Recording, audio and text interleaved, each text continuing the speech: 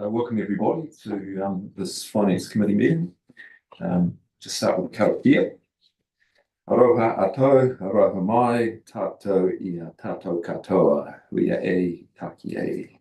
Let's show respect for each other, for one another, bind us together.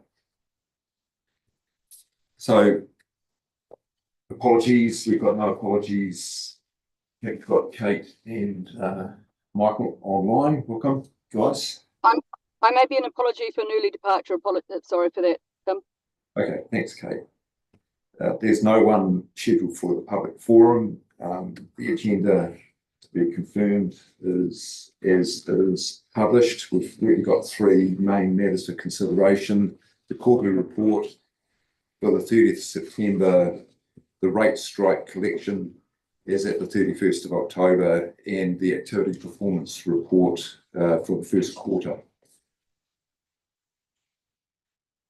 Are there any declarations of interest? None. Thank you. Just need to move to the confirmation of the minutes. Happy to move. Thank you, Kevin. And seconder. Thanks, Elliot. All those in favour, please say aye. It's carried.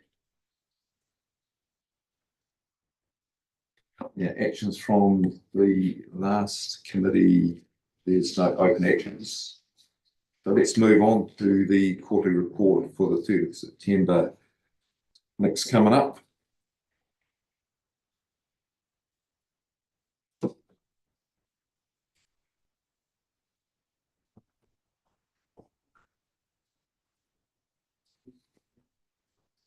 Thank you, Nick.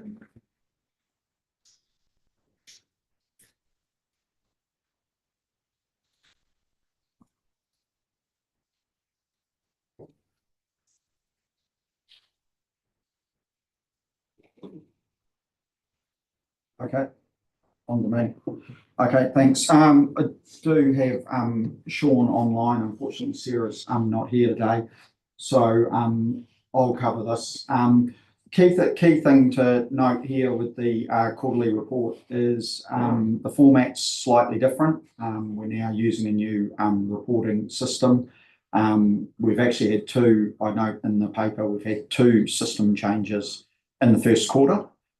So we changed our general ledger system to data from Sun to Datascape, and then we've put a new reporting and planning application over the top of that. So this reporting now is coming out of for all the statement of comprehensive revenue and expenses and the activity reporting out of the new reporting budgeting tool.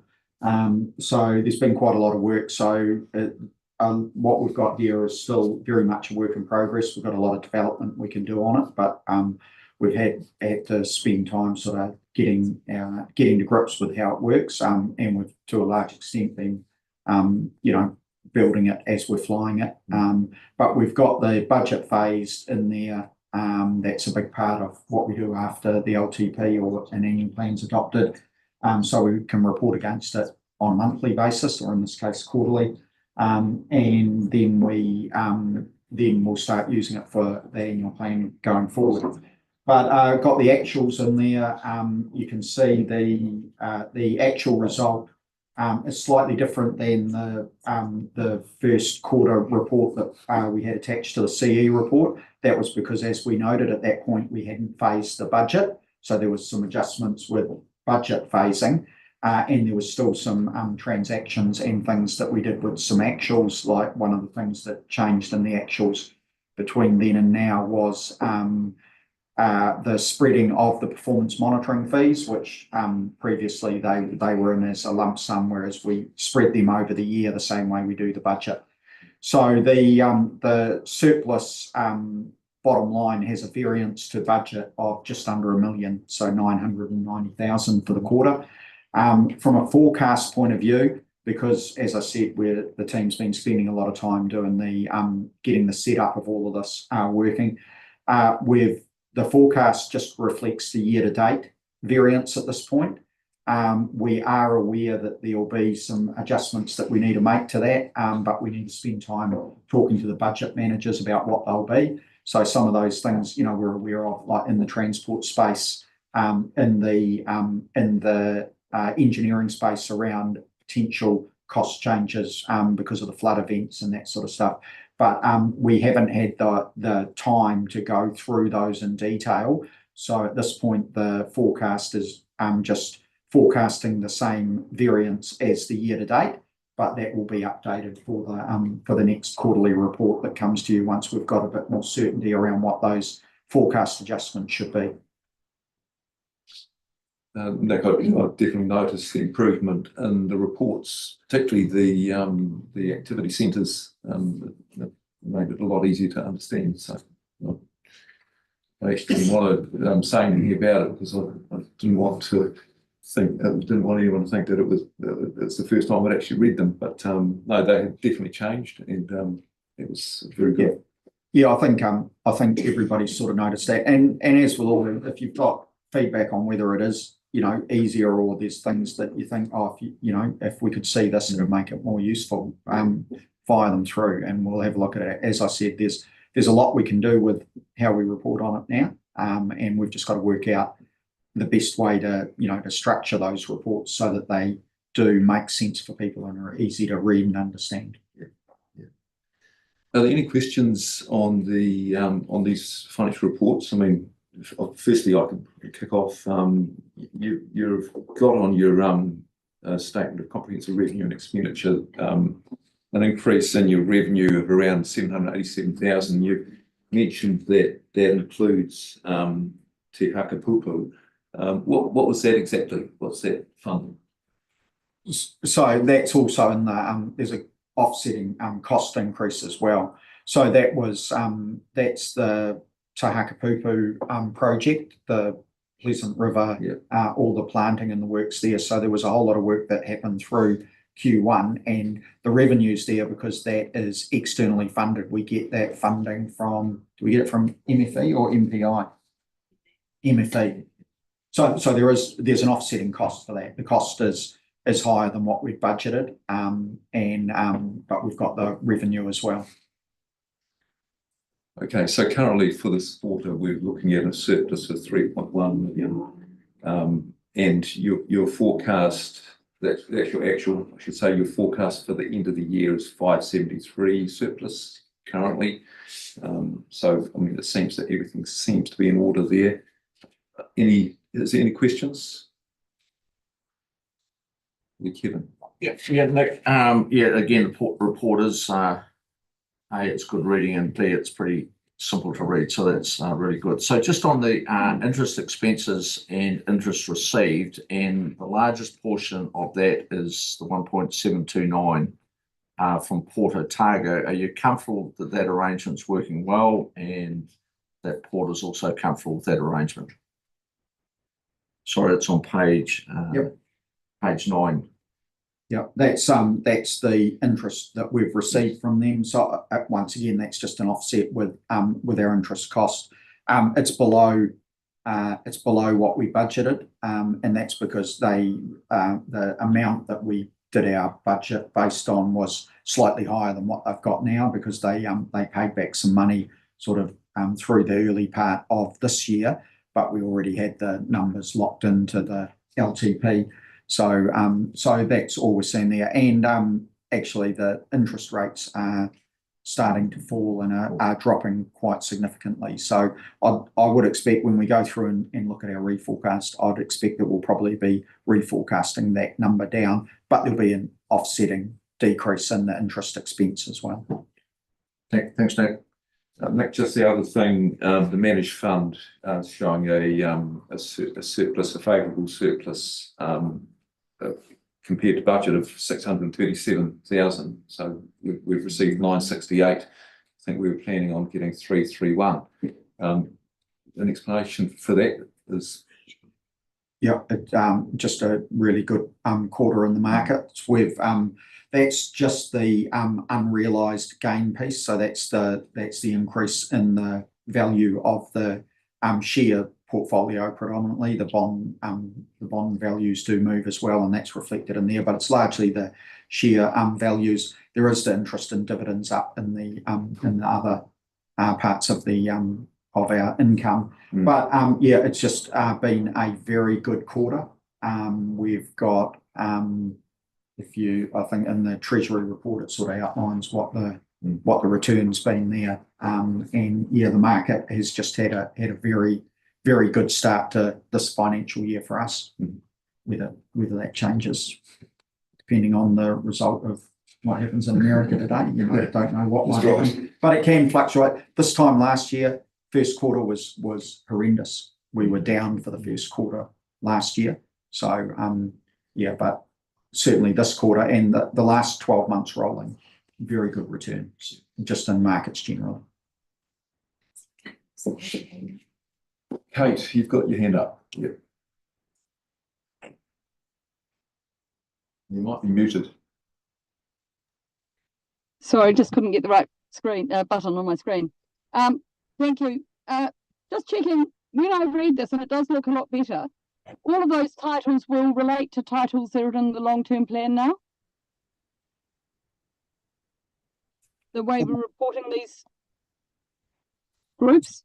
Yeah, so the groups of activities are well, there's 5 as per the LTP, because we've added the internal or corporate one as well. Yeah. Because we never used to, because it always netted out to 0. But now that we've got the Treasury portion going in there with the port and everything, we do end up with a balance. So and it was noted that if you added the 4, it didn't add to the total. So we've included that. But yeah, those 4 groups of activities are the 4 standard groups of activities plus the internal corporate one.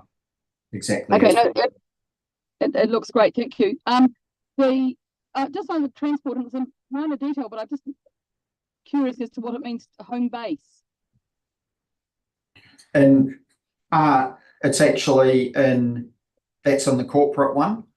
So home base is where effectively it's a clearing account for all of the wage and salary payments. So it's a little bit complicated, but what happens is, of course, we pay wages and salaries, and they're done at a home base sort of, a directorate level, but then all of that cost gets allocated to the activities based on the time people spend in the activities.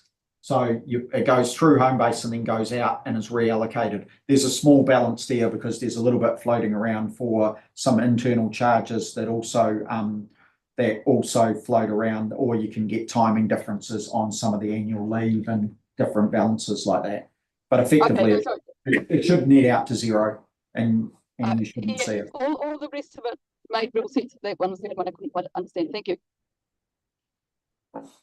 Next, the variances in these activity centres are positive mostly.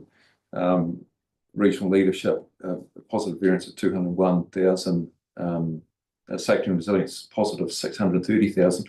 The reasons for the positive variances, I mean, you asked the same if there's a negative variance, but is there an underspend? Were there programs not being delivered, or any particular reasons? Well, there's a mix. Like if you look on the regional leadership one, which is on page 11, you can see that surplus is 446,000 versus 245. So it's positive by 200,000. And you can see if you just look, basically that it's all in the expenditure line above. And in that particular one, the bulk of that is in the employee benefit expense. So it'll vary depending on which ones it is, whether it's whether it's revenue related or expenditure related. And then you can go down and look at the activities to just see what the revenue and expenditure is by activities down below. But there's a whole mix. I mean, even at that level, regional leadership at this point, 3 months in, 200,000. It's not significant. We're going through all the individual activities. We're not seeing anything significant in there at this point. But So it's just staff numbers, is it? That one there because as an example, that one the variance is driven by employee benefits. Yeah, that'll be that's staff costs. So there'll be some vacancies in there just at this point early in the year. Yeah, Kerry. Thank you. Yeah, I like the new, excuse me, the new reporting as well. Just on borrowings, the Port Otago debt is LGFA debt that's just passed straight through, and is the interest cost on that is long-term interest met by Port. Yeah. Of their trading. Yeah. The 40 million or for us is that operates like a current account for us, doesn't it? So as we get towards our rate strike, when we've basically spent everything, we draw that down, and then as our rates come in, we pay all of that back, or do we only pay some of that back? The 25 million of that is core debt that we've held for a year or two now. The additional 15 million, and I've noted it in the Treasury report, that's what you're talking about there, if you like, some working capital debt that we took out, some debt just short term to cover us until rates come in. We actually took it out for 2 months. That took us through to sort of mid-September, and we were hoping that mid-October, we were hoping that by then we'd be getting enough receipts in that we wouldn't have to either roll that over or draw down a smaller amount. As it was, we did draw it back down, but only for a month. So we sort of have 3 months where our cash reserve, our cash on hand drops low, and this year we topped that up with 15 million for 3 months. Now we pay that back. We'll be paying that back in about a week or so, and then we've got the cash that came in from rates, and we put the cash that we've got, the surplus cash, on term deposit over various tranches and have that drop back into our cash. But again, we will get to sort of the end of the financial year or early in the next financial year where our cash will have diminished and we'll need to top back up with some short-term debt again. Right. And as we move more ratepayers towards, or they elect to move towards payment plans because rates have increased so much, is that likely to have a noticeable issue in our interest cost for that sort of seasonal facility? There's a bit more of that in the next paper, but we still see the bulk of our ratepayers pay in one lump sum. So yes, there is an increase in those moving to direct debit all the time, but it's not materially impacting our cash flow, no. Okay, great, thank you. Nick, just going back to the safety and resilience activity, seems like there's 300,000 for this quarter unbudgeted, and you've mentioned that that's for Contour Channel. Can you give us a bit more information on that? Yeah, in the revenue, Like where did it come from? I mean, it wasn't budgeted. So that's the if you remember, we've had the discussion, and there was another paper that came about us getting that funding because we didn't include any external grant funding in our annual plan, right. Whereas our paper came a wee while ago, which outlined that we were going to receive that. So now when we receive it, it's coming in unbudgeted into our revenue. But so that's the before the deluge package of funding that funded a number of projects around the country, of which the Contour Channel's one. So that will be tidied up through the annual plan in terms of the revenue we're expecting to receive in years 2 and 3 as we accelerate that and deliver it.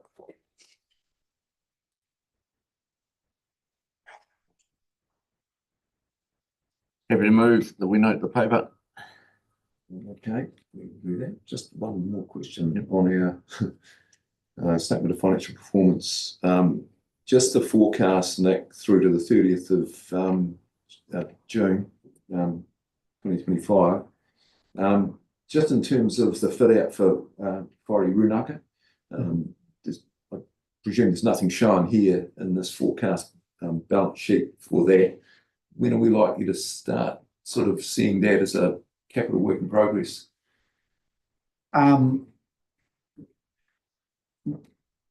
We're actually working with the port on the exact timing of that, where we will likely pay a portion of that 11.2 early in the new calendar year, because we're just lining up the exact date of when we'll complete the Birch Kitchener sale. So we'll do the two transactions at the same time. So from our point of view, there'll be effectively the two cash amounts would net off, and that'll be us paying a portion of our share of the 11.2. And then, so that would, depending on how much more work gets done, whether they would invoice us for any more before the end of the financial year. Yeah, we're not 100% certain on that. But yeah, the 7.9 million effectively, that was the Birch Kitchener sale amount, we will be paying to them as a part payment for the work that's being done by, I think we're looking at 31 January. Okay, so you'll be adding a new line in your non-current assets in January sometime then. What I'd have to have a look at exactly where it'll go through, but effectively that'll just be capital work in progress. So it won't be a new line in here, because we've got capital works, work in progress that goes through here for work that's happening in our infrastructure area. So I'm not 100% sure exactly where it would sit. I would assume. Where do our fit out costs usually sit? Well, ultimately it'll end up in property, plant and equipment. So assuming that's where, I'd have to have a look at exactly where it's going to land, but it will go in as work in progress until we actually complete it, and then we'll capitalise it, and then we'll see it. But yeah, the exactly where it'll land, I'll have to come back to you. Yes, okay. All right. I think there's no further questions on this report. Kevin's moved it. Second. Thank you, Gary. All those in favour, please say aye. Aye. Against? Aye. Thank you. It's carried.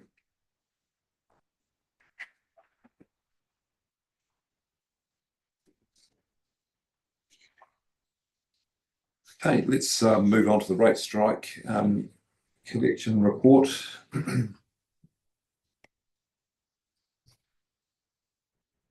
Yeah, there's obviously a few issues here that we would like to discuss. But Nick, if you would like to, or even Richard, if you want to give us, just kick it off, that would be pretty handy.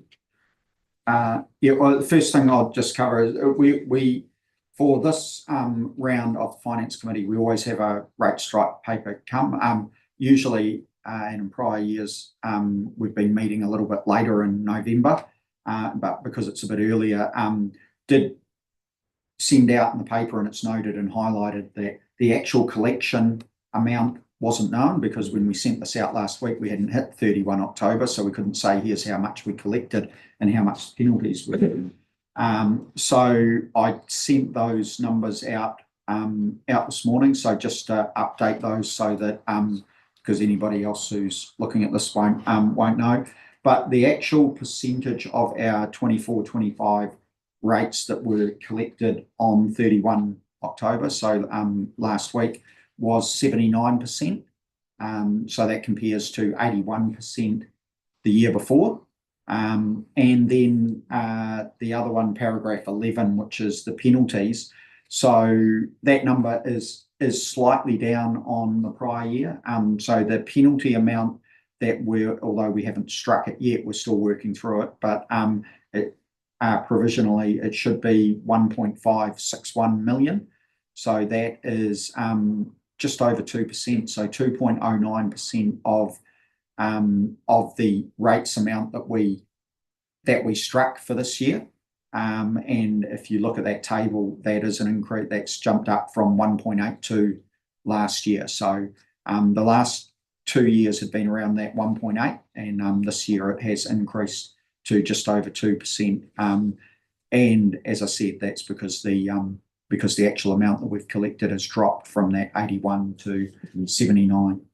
That 79 still, 79% of the 75 million we're collecting is approximately 60 million. So we're still getting, a quite large number of people paying and quite large cash amount on that due date of 31 October.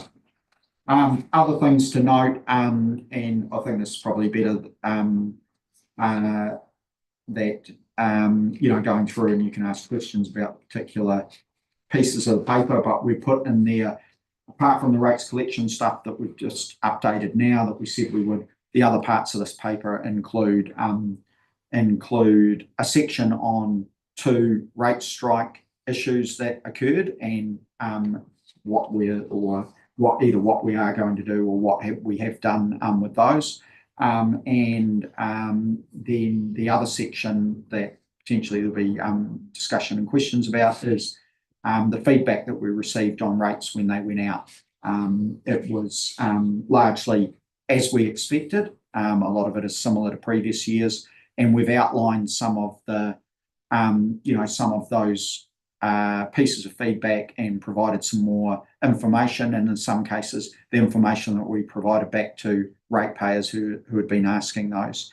But the key thing is, there definitely was an increase in the amount of feedback we received, and consistent with previous years, that message of people are noting their ability to pay.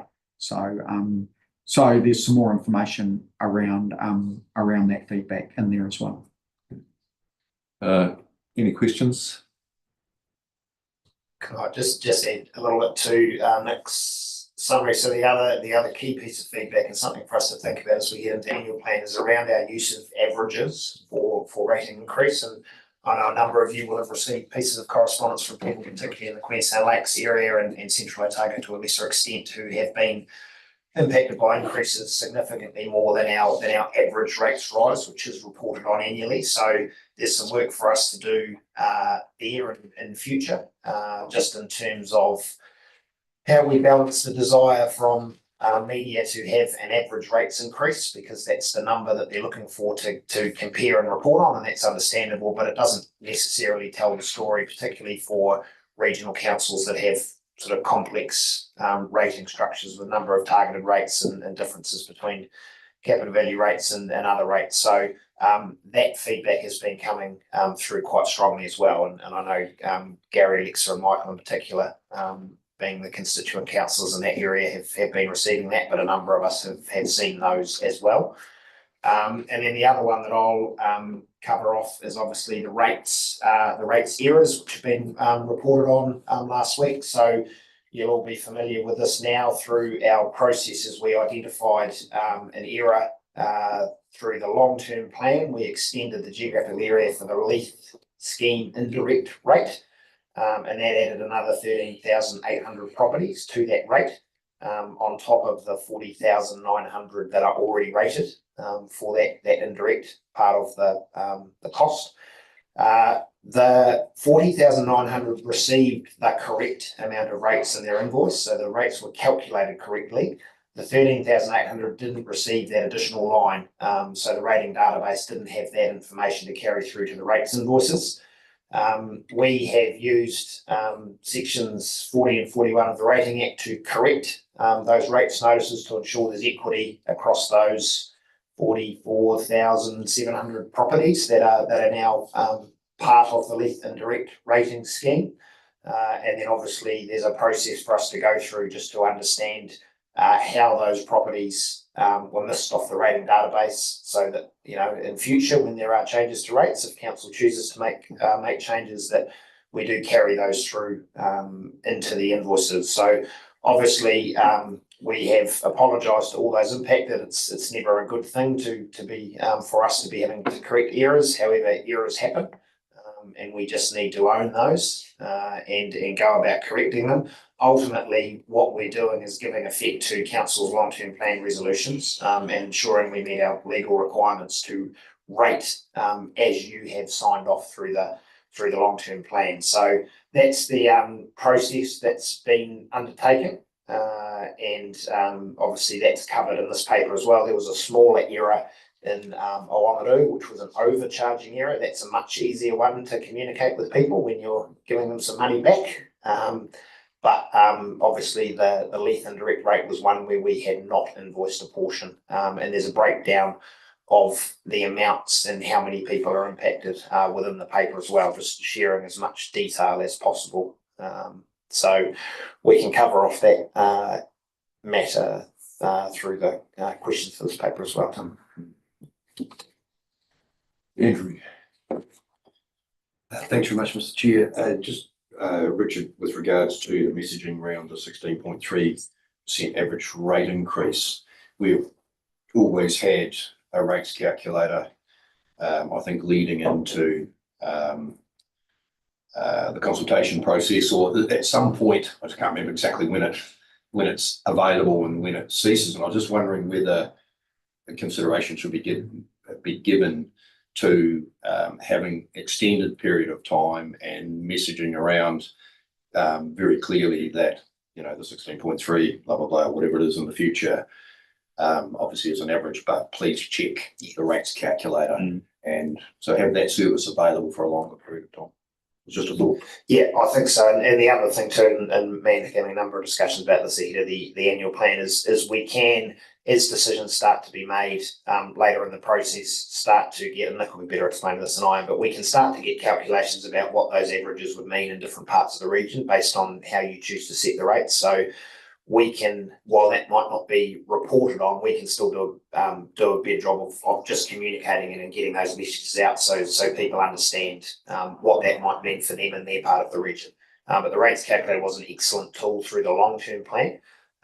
So there may be some good opportunity for us to use that post decisions for people to come in and check and work those numbers out. Thank you. Gary. Thank you. So just on that, when we're presenting an average, how hard would it be for us to also present at the same time attached to that average the range?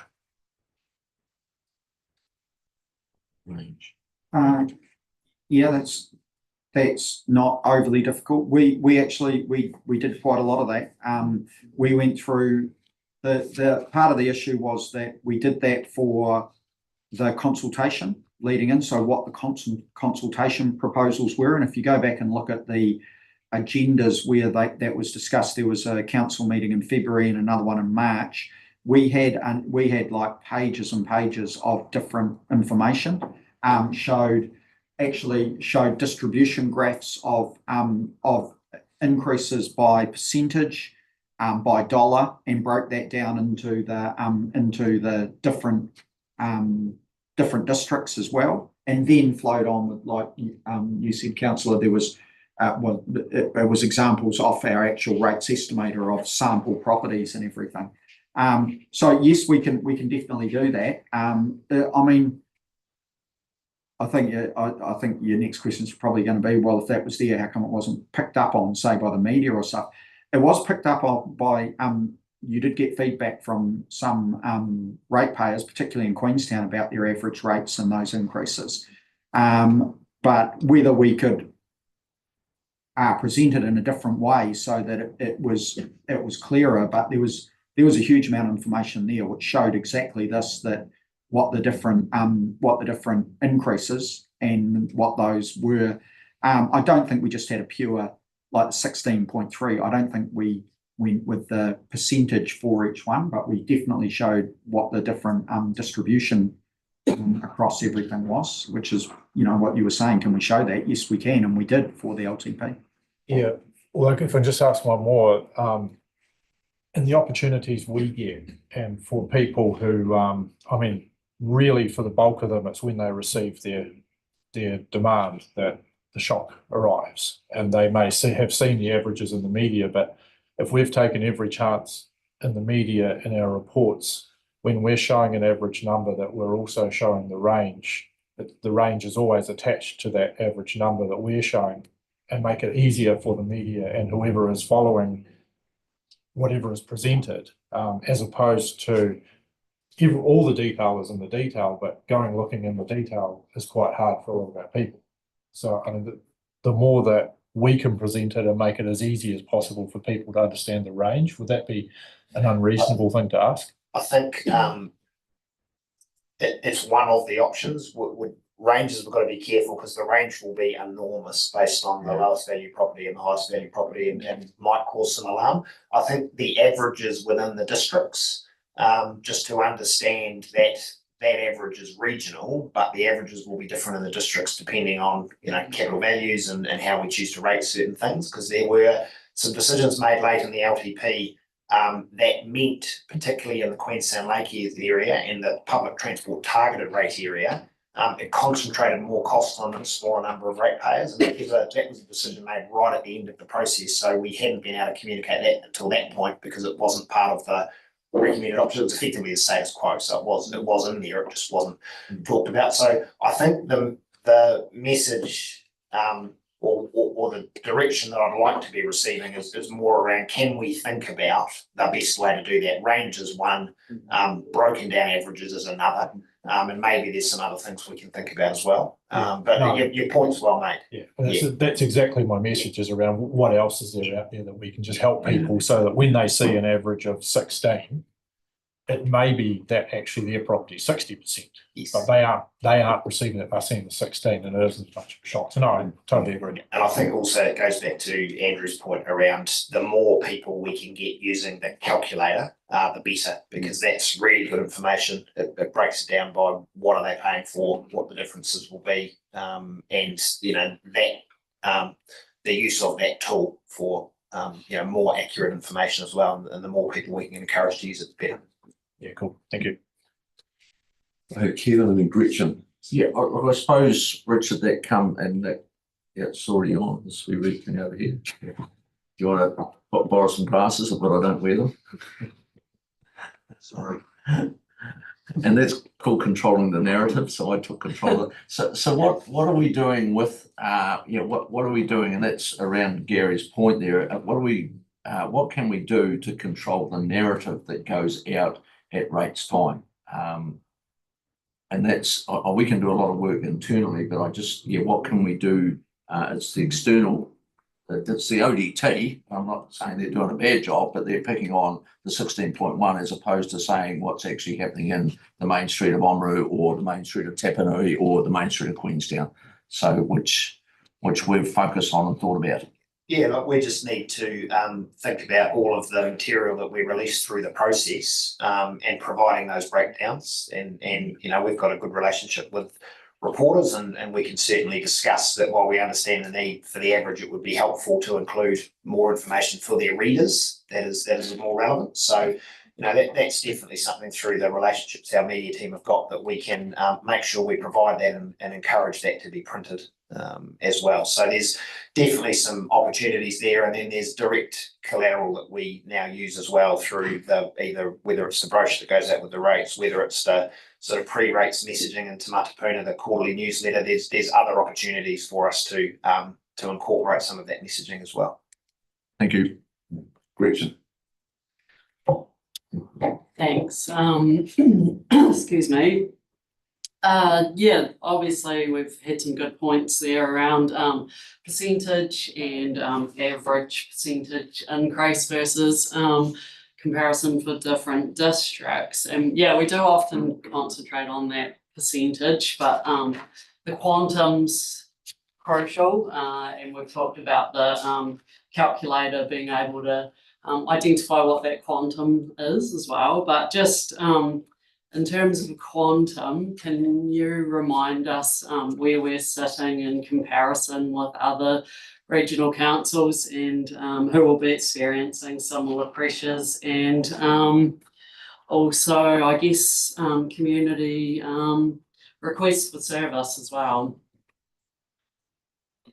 I'd have to come back on the other council. I did look at that and I can't remember the numbers off the top of my head. I think in terms of an average rate, and again it's average, so but we were still, I think we were the third bottom council. I think there was two that are still lower than us, but we were below all the rest of the regional councils. But having said that, we have crept up closer to sort of, there's if you like a pack in the middle. There's some that are significantly higher, like Wellington, that have different things that they rate for. So our rating mix is different. But yeah, our rates, while they have increased and are now getting bigger, we're still, you know, at the bottom end of the bulk of the regional councils. So, but I'd have to come back with the exact numbers. We could report that, and I That's good. report it periodically, Yep. usually in workshops, so we can look at that through the annual plan. Thank What was, you. what was the other question? I think that was it. Yeah, Okay. it was just long, sorry. And that, I think last year you did a presentation on rates, and that was really useful for a public meeting we had with Leading Ratepayers Association. So an update of that would be really helpful. Thanks. Look, just want to go back to the rating era. You know, we have touched on it here in this meeting, but it's also been covered prior to the meeting because it was a reasonably it's an era that we have owned. We've acknowledged that. It's the type of era that gets a lot of publicity because rates are a very sensitive area. So there is a recommendation that's come through that we request that Audit and Risk Subcommittee investigate the process around the rates calculation and that rating era. We don't want it to happen again in the future. So we do have a recommendation that's been drafted by Councillor Malcolm to refer this back to Audit and Risk Committee. So are you able to put that up?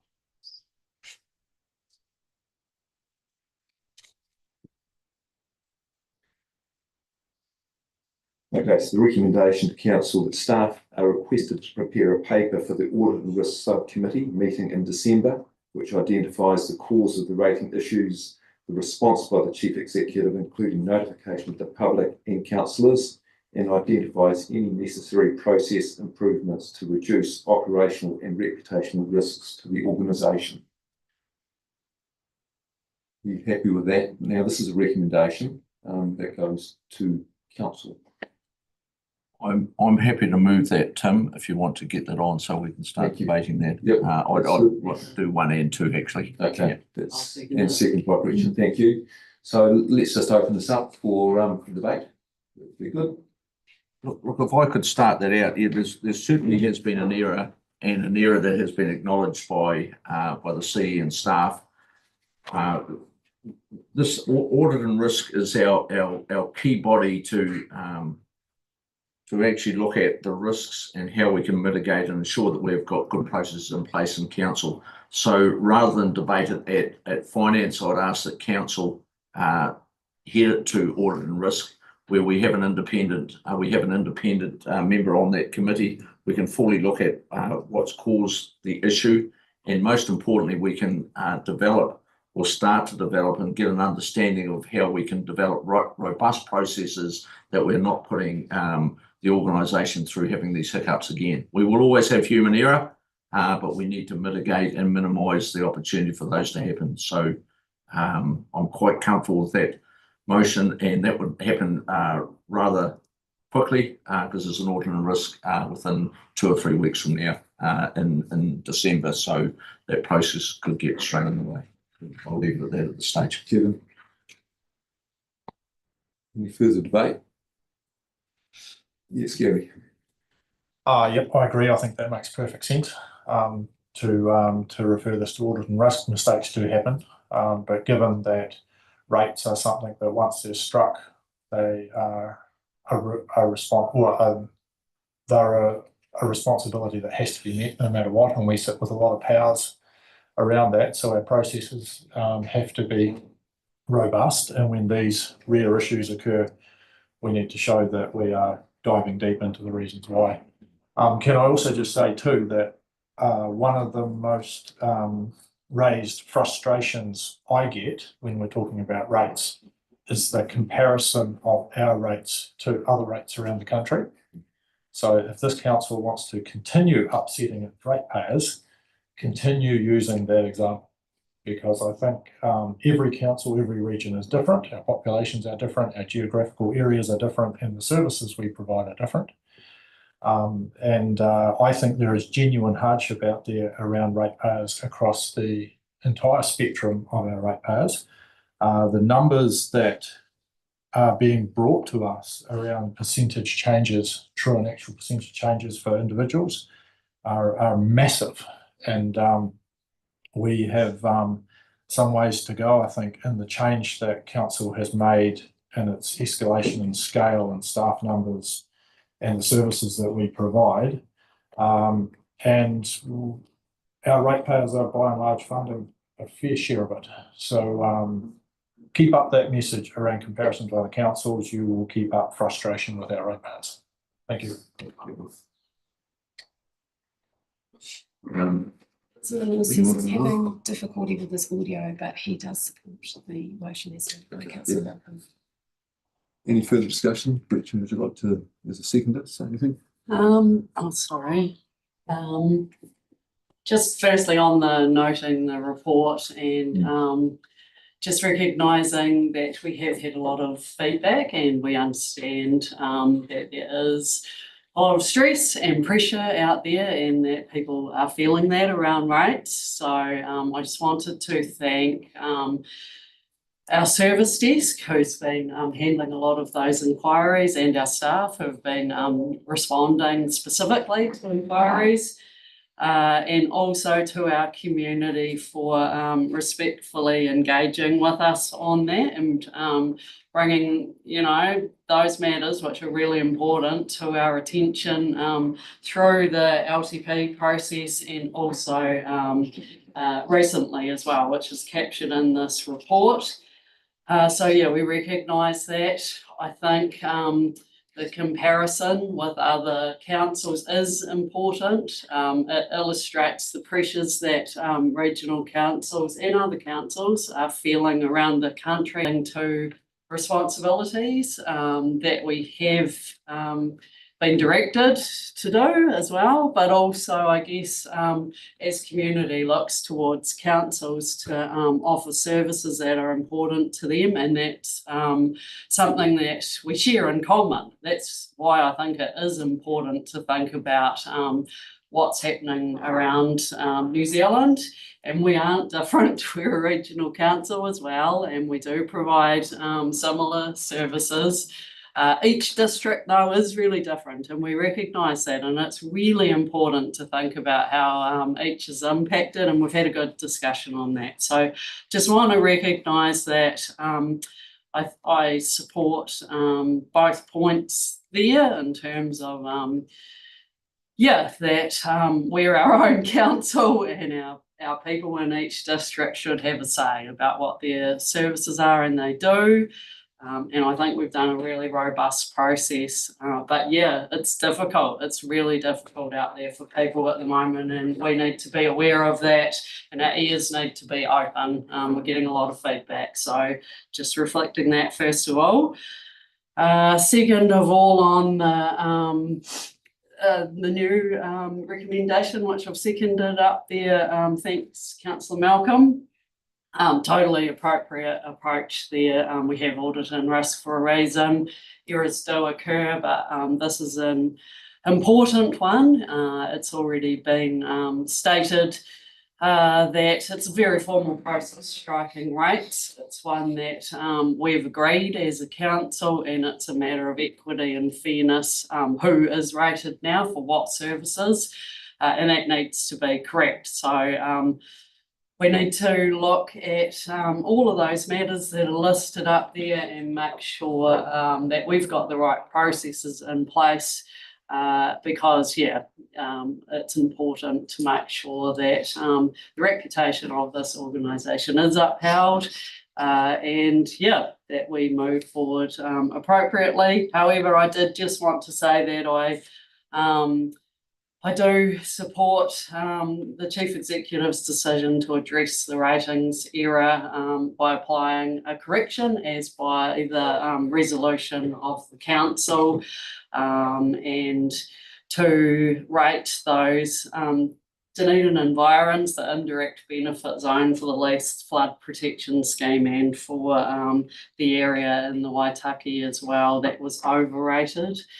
We need to capture correctly yeah, what we set out to do through the resolution so that the correct people are being rated for the services that we said we would deliver. So, yep, let's look at the process though. An error did occur, and it's absolutely gutting when something like that happens, when we're wanting to serve our ratepayers who we're really proud to be serving to our absolute best of our ability. And I know that we all feel that in our organisation. So, yeah, we've owned up to an error and that's important as well. So thank you to everyone who has been involved in that for the transparency on this issue. Let's refer it forward to audit and risk and we'll have a really close look at it. Thank you.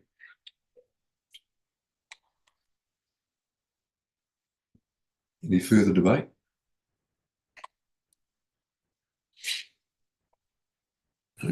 Okay, Kevin, yeah, right reply. Yeah, sure. Yeah.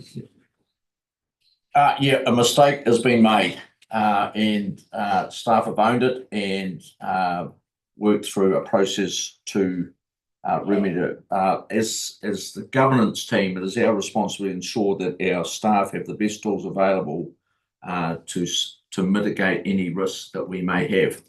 So clearly, that is why I want this sent to audit and risk, so we can go through the whole process, find out what went wrong, and ensure that the staff have the opportunity to have the very best tools in place to minimise that risk in the future. We've had rates struck, we've had rates invoiced. Clearly, there was a difference in that balance. We have to rectify it. It's been rectified. The other issue that is in that recommendation is the timing of the advice that we received. So that will also be an important part of what we go through at audit and risk to ensure that governance and our public are notified at the appropriate time when any issue does occur. So audit and risk, we will not be taking this lightly. And I know staff certainly haven't the concern it has created. So we will get to a stage where we have a strong, robust process to ensure to minimise the opportunity of an error happening again.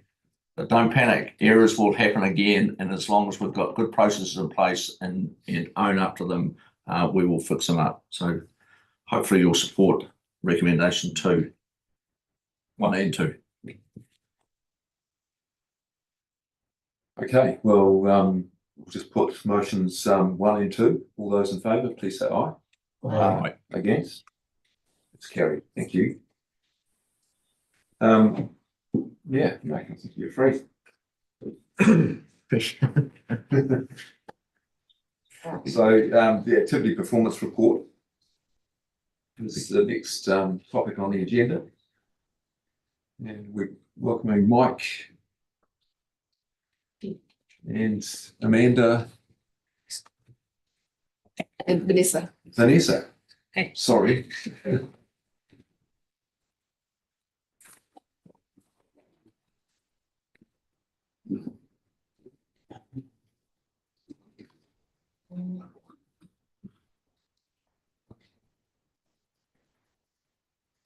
Just get that on the agenda.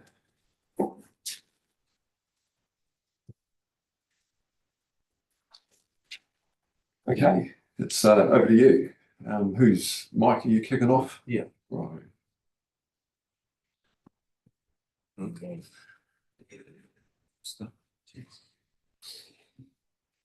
Right. Morning, councillors.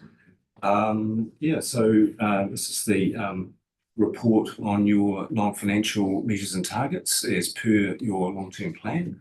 Obviously, the timing mirrors the financial report, quarterly financial reporting. So this takes you to 30 September. You'll have an update on this report to your Clutha Council meeting on the 20th, which takes you to 31 October. So that's in the pipeline. So look, we'll jump straight to it. I'll take you to the attachment. So we'll jump to page 34 of your agenda. You'll see the overview graph there that gives you the quick flyover of what's happening across all those measures and targets. And I'd suggest through the chair that we just step through the detail through each activity and discuss and comment as you wish. Okay, thank you. Just a couple of comments. We just go back to the summary in your report. The items that are showing now red, not achieved: governance, community engagement activity, regional planning strategy, and urban activity. It's fairly early in the year to say that we're not going to achieve those targets. Any comments?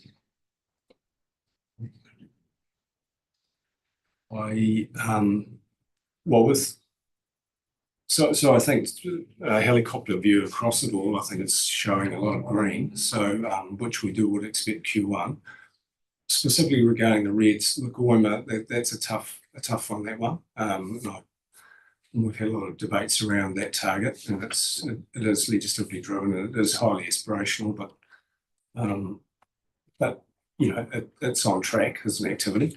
So if you look in the commentary through on page 35, you know, we set ourselves a 100% target, which is what we should be aiming for. We've had a couple of instances where requests for official requests for information have gone to areas of the organisation and haven't made their way through to our official information team until well into the 20-day period. So there's a process issue for us there in terms of training of staff, and that's council as well, to ensure that we're familiar with those processes and we give our official information team as much of that 20-day window as we can. So you'll see there that 51 out of 69 so far, 59 out of 61, get the numbers right around, have been responded to within 20 working days. So we have missed 2 so far this year, which means we won't make the 100% target. So it will be reported as red for the rest of the year.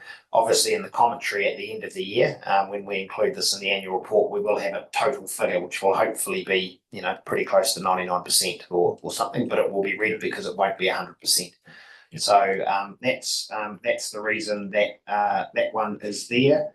And then there are a couple of others in the red, and we've talked about the highly productive land piece at a previous meeting, where changes to the NPS have meant that we're awaiting some further information before those maps can be finalised and consulted on. So again, the chances of that happening in the next 5 weeks before Christmas, it won't happen. So we already report that as red. So those are the 2 that are in there and the reasons for them. And then the other conversation we're having as an executive is more appropriate use of the amber flag for those that we want to keep a close eye on. So if things are in orange, I wouldn't necessarily take that as a negative. It just signals that we believe it's worth us keeping a closer eye on it than just keeping everything green all the way through the year, and then we start getting into that position in April, May, June, where lots of stuff starts jumping into amber and red. So I think my message is you will probably start to see more stuff in that amber category over the coming months as we, you know, get further into the year and we start identifying where there might be some service risks. I just want to acknowledge that, yes, there are lots of greens there, but in terms of the opportunity to discuss, we're looking at exceptions really for this meeting. Kevin. Just go on that Lagoima one, the information. So that's a statutory responsibility to notify within 20 days. So do we have, so all of a sudden, everyone, you get 100 requests tomorrow for Lagoima, which please don't, I won't swear or anything, so I hope I don't start one. So if you get 100 odd requests at once and all of a sudden, you know, it's actually impossible to do it no matter how well you do it, have you got the opportunity to extend that 20 days for just reasons? Yeah, there is the opportunity to extend, and for, you know, if it's justified, and the team do use that from time to time, particularly if it's a really large request, or we need to clarify some of the questions and make sure that we're providing the content that has been requested. So there is the ability to extend, but in some cases it's not appropriate because it's actually just been a process error and we should have got to it. And so we wouldn't, and I know you're not suggesting this, no. we wouldn't use the extension just to ensure that we meet the target, but we do use it where it's appropriate. Yeah, and so that doesn't if you've used it, it doesn't become a bad mark. Correct. Oh, that's okay, good. It extends the statutory time. Extends the statutory time. Thank you. Andrew.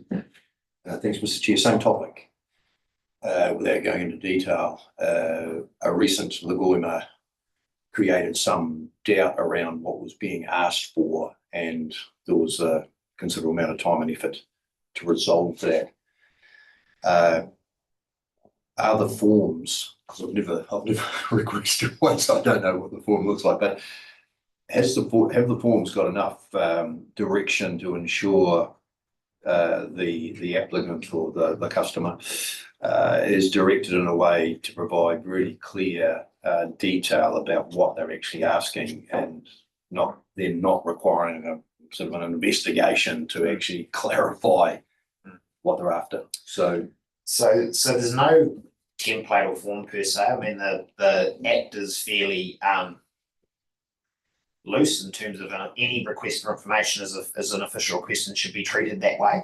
So the team spend a lot of time in correspondence to clarify, to get good clarification that we can then go out to the organisation and sometimes to councillors. So there is a little bit of a challenge there in terms of the way the legislation is set up, means that any request we get, be it an email or a phone call or a formal letter, which we do get from time to time, need to then be lodged in the system and dealt with by Janet and the team, and they do a really good job. But there sometimes can be quite a lot of work in clarifying with the requestor exactly what it is that they are seeking, and that process can take a few days.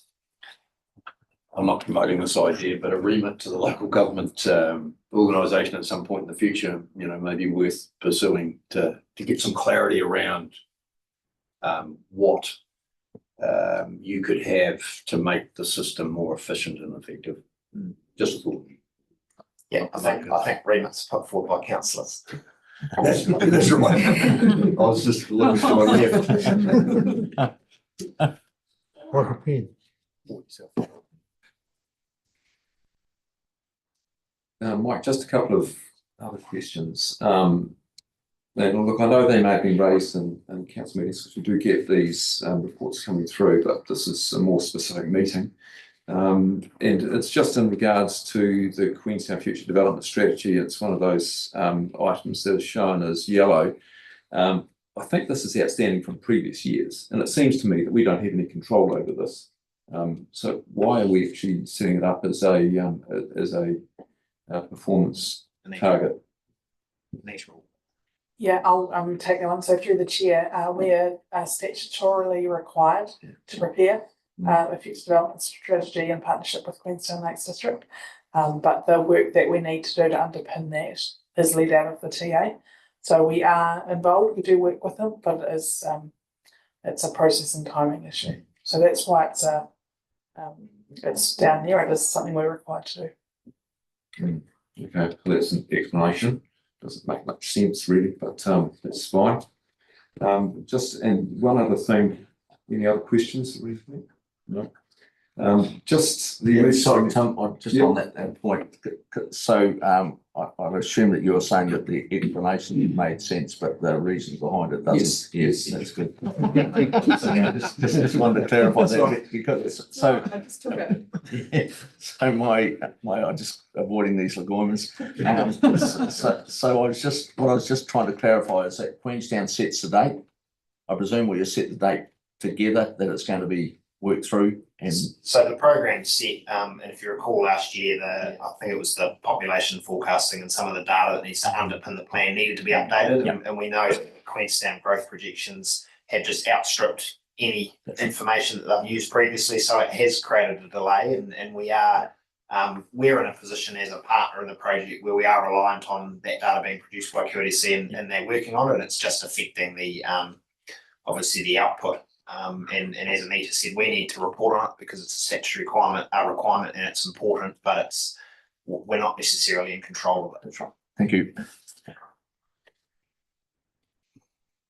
Okay, and just the other one, and that has been brought up before, but every time that I see this, I'm going to ask the same question. Emergency management activity and the target relating to trained staff to coordinate a region-wide response is showing as an amber.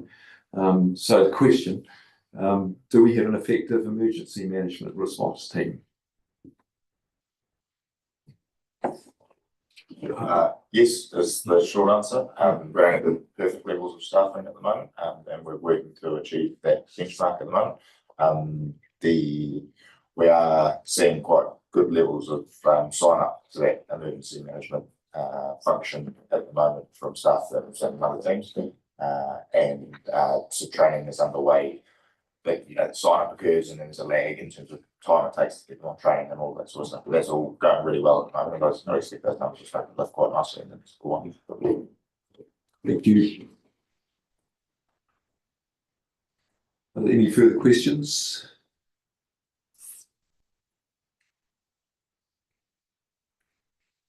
Happy to move the recommendations. Thank you, Chair.